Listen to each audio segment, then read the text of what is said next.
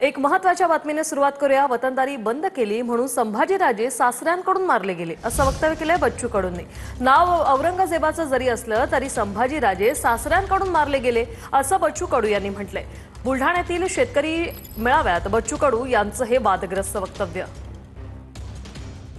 त्या वतनदारीतून गुलामशाही चालायची, आदिलशाही चालायची, निजामशाही चालायची, पण हे वतनदारी बंद केली म्हणूनच तर संभाजीराजा सासऱ्याकडून मारले गेला रे। नाव औरंगजेबाचं जरी असलं। कुठल्याही राजकीय नेत्यावर निष्ठा ठेवू नका, बच्चू कडू यांचा कार्यकर्त्यांना सल्ला। सरकार डुकरासारखं, डुक्कर परवडलं पण सरकार नाही, बच्चू कडूंची सरकारवर टीका। तुम्ही तर कुठल्याही नेत्यावर निष्ठा ठेवायची गरज नाही। निष्ठा ठेवायची असेल तर माझ्या मायबापावर आणि माझ्या जमिनीवर निष्ठा ठेवा। या हरामखोरावर निष्ठा ठेवणं बंद करा।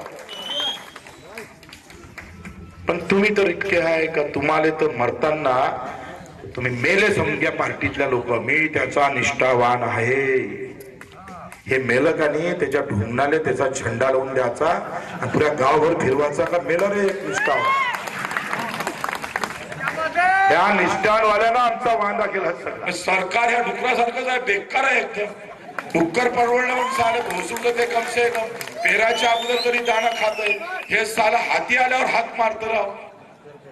म्हणजे डुकरापासून वाज, याच्यापासून वाज, सगळं अंगावर आहे त्याच्या। तिकून आला का निसर्ग वेगळा, पाऊस पडला नाही पडला, नाही पडला तरी मेला। मी तर म्हंटल का ह्या शेतकऱ्याचा आमदार होणंच भलता मूर्खपणा आहे। शहरातला आमदार, मुंबईतल्या आमदाराला काहीच तकलीफ नाही, हप्ते वसूल कर, जय रामकृष्ण हरी। अबे तू मरापेक्षा एखाद्याला मारून टाक ना। एखादा आमदार जरी कापला ना, आम्हीच सांगतो आत्महत्या करायची वेळच येणार नाही। पण हे जातं मरतय, जाऊन बसलं जरी का नाही आत्महत्या केल्यापेक्षा त्या आमदाराच्या घरासमोर पूर्ण कपडे काढून बसायचं, कपडेच ठेवायचे नाही आणि सायाच्या घराच्या समोरून जाऊन मुताचं। काय फरक आहे, मेल्यापेक्षा परवडत नाही का हे? हा धिगाणा जर सुरू केला ना तर सांगतोय मुतल्यानं काय फाळतोय सरकार।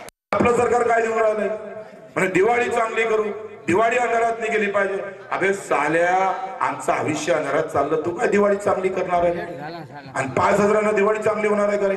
तुम्ही साल्यावर 2-2 लाखाचे फटाके फोडणार, आम्हाला 5,000 समाधान एवढे येडे आहे का आम्ही?